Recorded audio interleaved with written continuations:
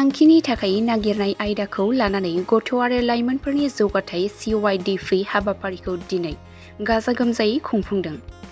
बर' Baptist church एस'सिएशननि सिङाव थानाय चिरां जिल्ला बामोनगाव बेप्टिस्ट गिर्जा लांगोनायाव बामोनगाव एरिया बेप्टिस्ट चार्च दख'रा लाइमोन आफादनि बानजायनायाव थांखिनि थाखाय नागिरनाय आयदाखौ लानानै गथ' आरो लाइमोनफोरनि जौगाथाय CYDP हाबाफारिखौ हानजा सुरनाय हाबाफारिजों दिनै गाजा गोमजायै खुंफुंदों। बे हाबाफारिखौ अक्ट'बरनि 9 अक्ट'निफ्राय 13 अक्ट'सिम खुंबोनाय जायो आरो बेबादि हाबाफारिखौ थुक्राझार बामोनगाव थाइखाजरा आमथिखा बर' फोथार क'क्राझार दिखियाजुलि गहपुराव बे हाबाफारिखौ खुंफुंदों।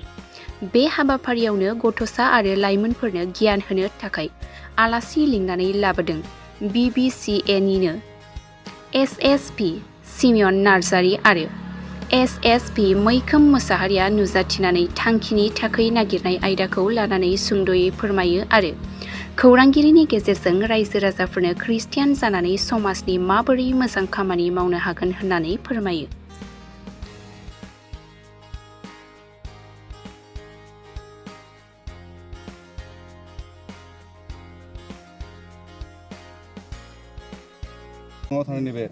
बामोनगाव एरियानि नैबे लाइमोनफोरखौ लानानै नोंथांमोना दिनै मोनसे मोजां हाबाफारि लादों। मा मेसेज होगोन? गिबिसिनथाराव बड'लेण्ड रादाब आरो SM निउस, टाइम्स नाव आरो BMN चेनेल नायगिरि साफ्रोमनिसिमबो जोंनि गोसो गोरबोनि अननाय आरो खुलुमनाय। बामोनगाव एरिया इउथ कमिटिनि CYDP प्रग्रामनि बानजायगिरि जानानै बे कमिटिनिफ्राय गोजोननाय गाहाम हामलायनाय अननाय आरो सिबिनाय साफ्रोमनिसिमबो जों जासिग्रोदों। बिसेस दिनै बे प्रग्रामा जोंना थांनाय 9 थारिखनिफ्राय लानानै दिनैसिम सोलिगासिनो दं।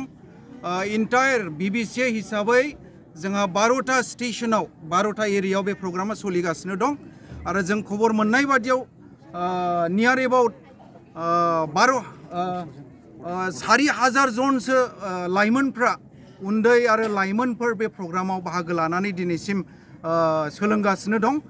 दिनै जोबथा दिन आरो बेबादि जोंनि बे बामोनगाव एरिया हिसाबै जोङो जोंनि इनरलमेन्ट बादियै जों मोनदों नियार एबाउट 700 जन गथ'फ्रा बेवहाय बाहागो लानानै बेबादि मोजां प्रग्रामाव बाहागो लागासिनो दं। खननाय दामनाय देनाय मोसानाय बेबादि इसोरखौ बाख्नायनाय बेबादि मोजां मोनसे प्रग्रामनि गेजेरजों जोंनि लाइमोनफ्रा उन्दै गथ'फ्रा सोलोंनो हागासिनो दं। दिनै जोबथा दिन जों फोथायदों बे प्रग्रामनि दारै जोंनि